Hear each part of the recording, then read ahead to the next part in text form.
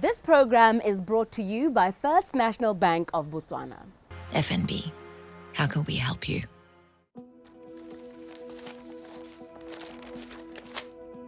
When running a business means Where did I put that receipt?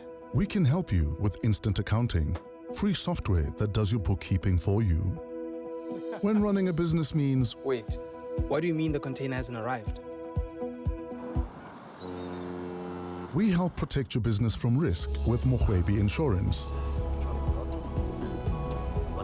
And when it means How do we pay our staff that don't have bank accounts? we help you make multiple payments directly to people's phones with e-wallet bulk send. At FNB, we're constantly innovating to help business owners at every stage of their journey. Good evening and a very Merry Christmas to you and your family as we celebrate the birth of Jesus Christ. This is a time we join our loved ones and be thankful for the opportunity to still be with them in spite of the year's challenges. During this time, many believe that they've been edified, protected and saved by the Most High, purported by the belief in a supreme being, as is common across many belief systems and religions. While religion offers some sort of comfort and a sense of belonging for the many who follow it, there have been some controversial comments on the various social media platforms regarding the correlation between religion and a country's economic success.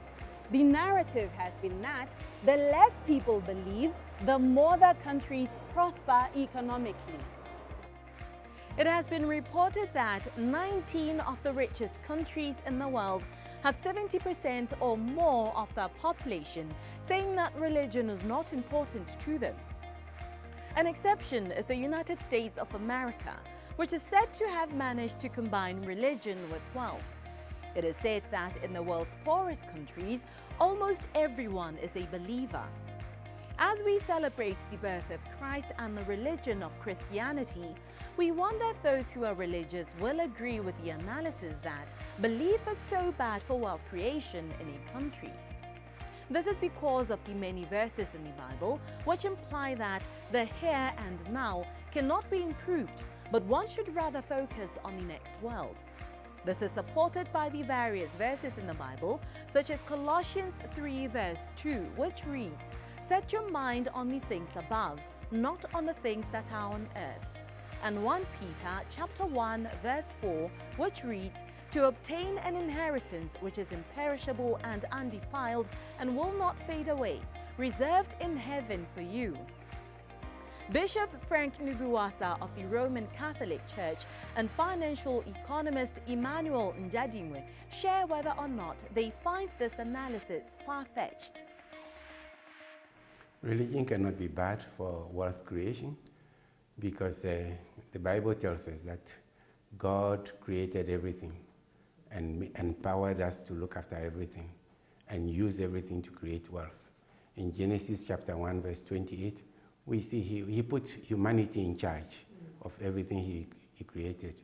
So if we are able to turn the material we have, which is creation, into wealth, then we become wealthy. If we don't do that, then we become poor.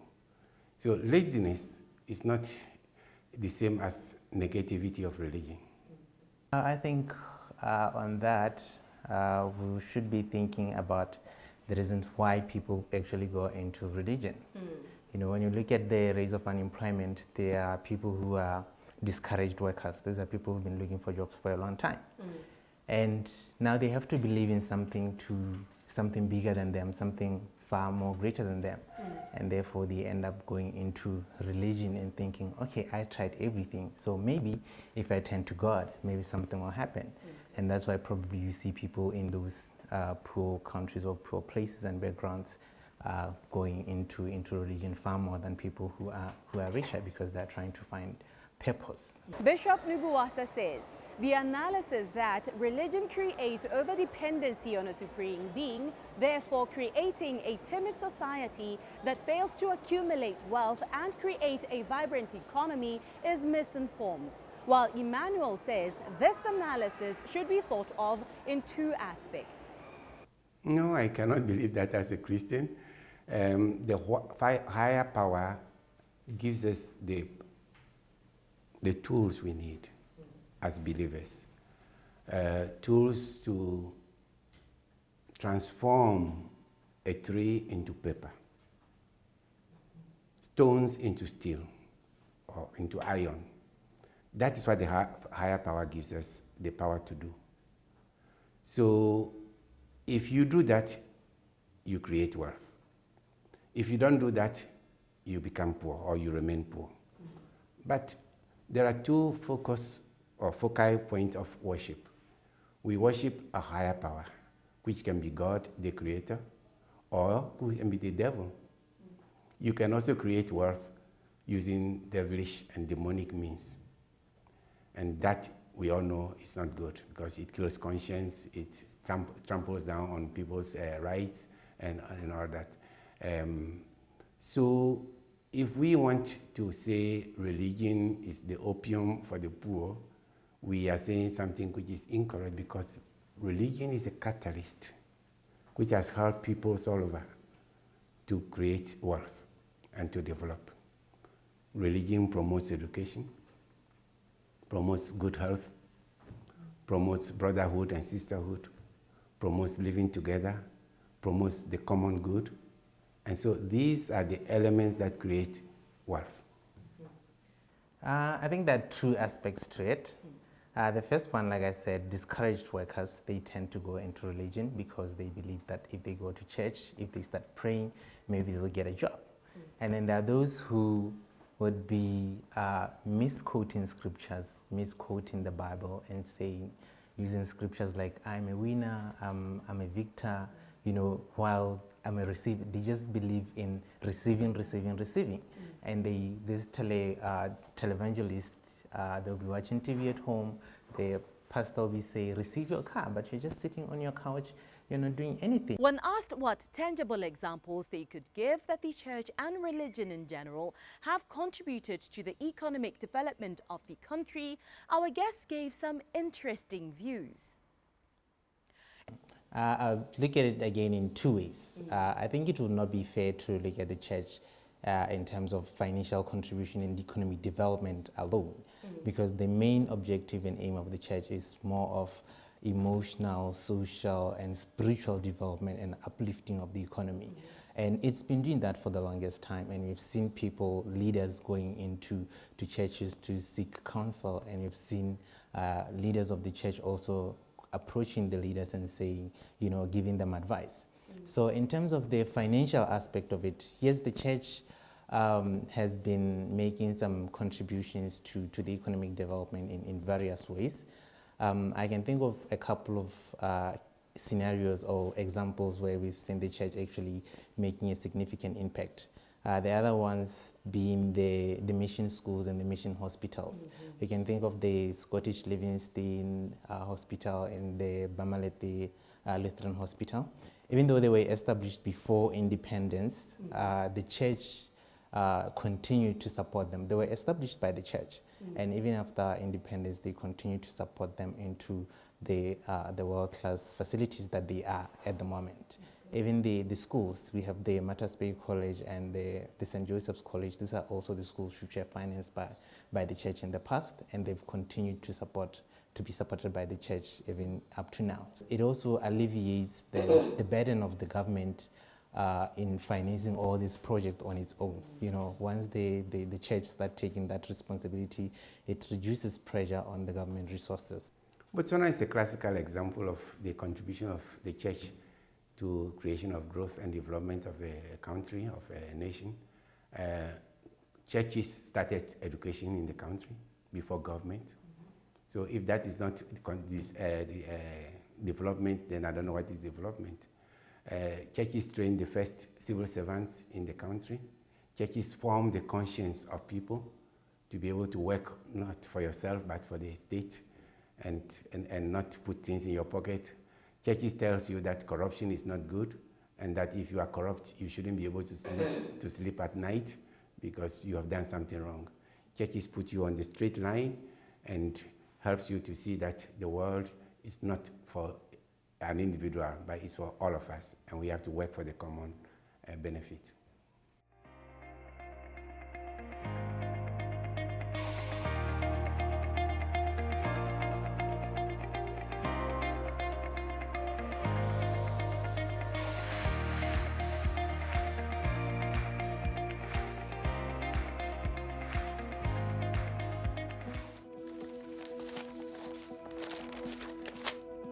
When running a business means Where did I put that receipt? we can help you with instant accounting, free software that does your bookkeeping for you. When running a business means Wait, what do you mean the container hasn't arrived? we help protect your business from risk with Mohwebi Insurance. And when it means How do we pay our staff that don't have bank accounts? we help you make multiple payments directly to people's phones with e-wallet bulk send. At FNB, we're constantly innovating to help business owners at every stage of their journey.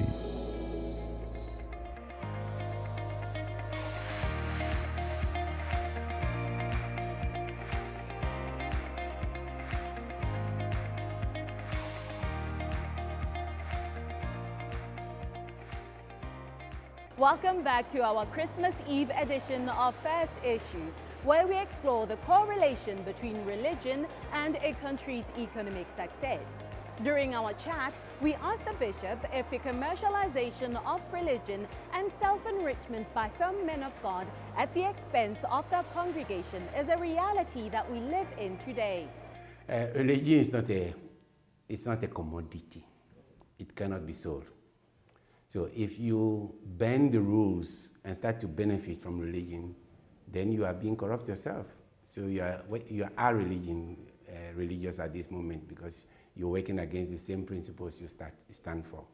So religion should never be for self-aggrandizement and self-enrichment. It should not be for self-promotion. It should not be for myself, me, myself only. It is always to lead people to encounter God, the higher power. And as we encounter God, we realize that those on my left and my right, those around me, are also God's children. So I cannot progress alone, but I bring them with me. So together we rise. And in this country, we have seen that. Because we have prepared people in the beginning to be responsible.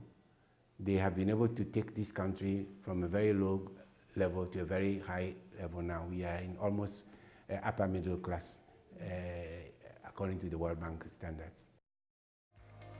This evening, in our quest to understand the many facets of religion as an actor of economic development in a country, we sought to get the views of Christopher Sakhateng, who's a young believer, who shares that our discussion this evening is a double-edged sword that cannot be looked at as black and white, as it has some areas the shade of grey. I've seen also instances whereby a particular project or a particular outcome has been done by people of religion. I'll give an example from my church specifically, whereby people of a particular sodality has come together to either build in a house for the needy, or also build a preschool for people within the community to come on board. So I will say that in that regard, it's an example whereby religion has come together and made people to come together and drive a common cause for the people.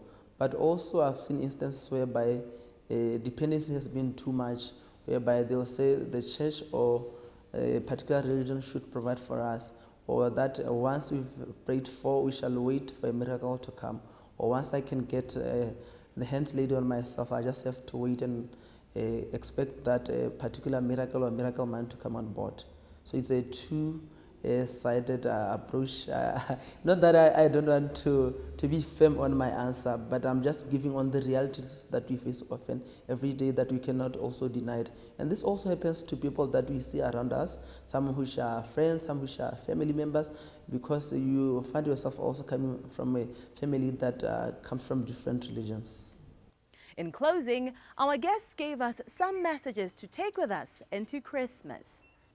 Well, first, Christmas is not for eating and drinking.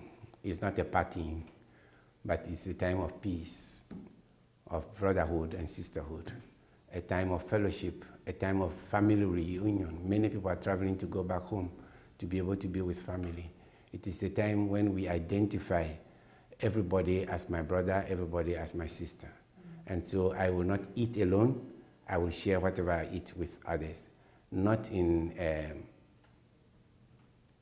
a negative way, which would lead to dangers and accidents on the road, but in a way that can help all of us to appreciate what we celebrate.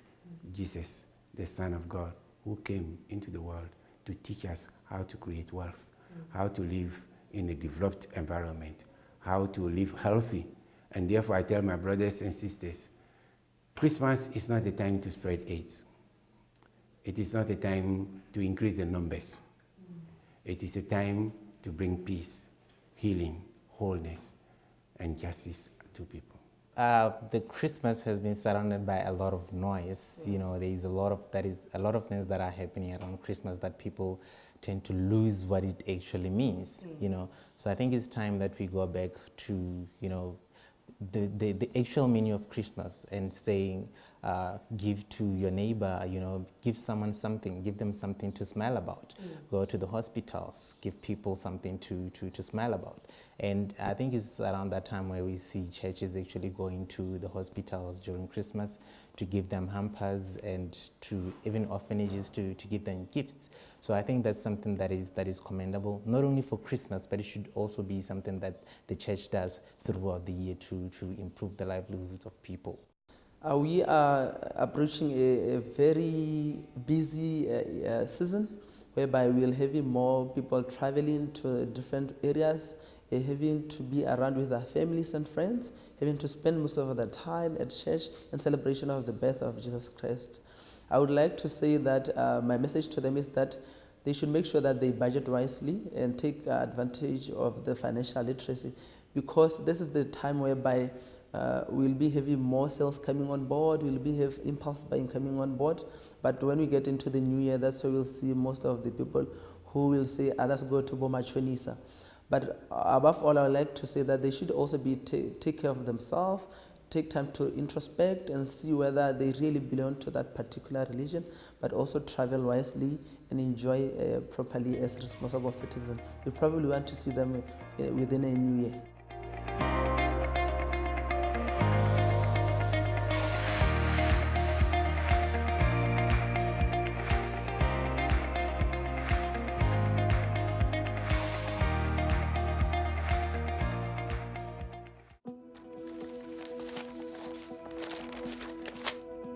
When running a business means Where did I put that receipt?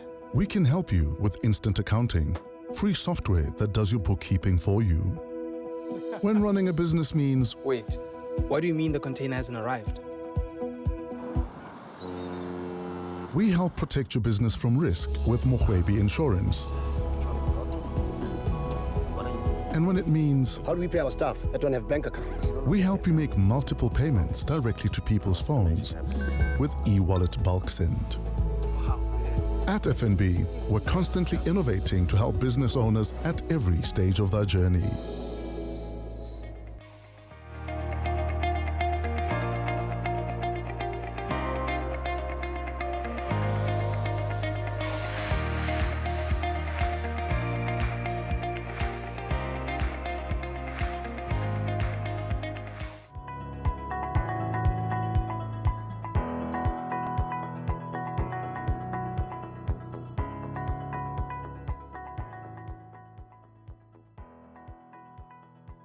In money matters, it is very crucial to know what you wish to achieve with however amount of money you have.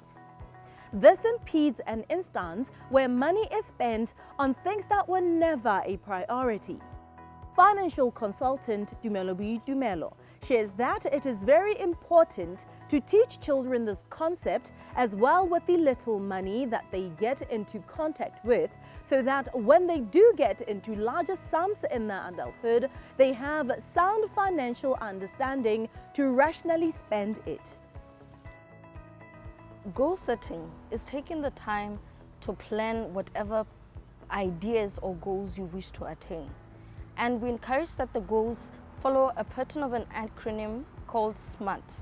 That is, they have to be specific, they have to be measurable, achievable, realistic and timely.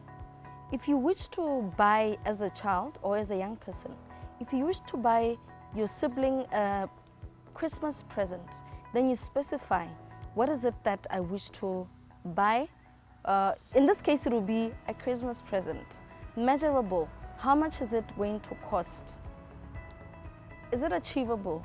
Well, looking at the amount of money I get over the year, I could probably manage to save enough to buy something for my sister or for my brother. Is it realistic? Definitely. Timely.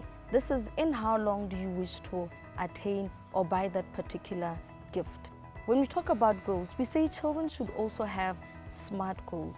This will speak to the bigger picture of them attaining their financial goals, which is budgeting, saving, and ultimately investing. 7 years is particularly an ideal age.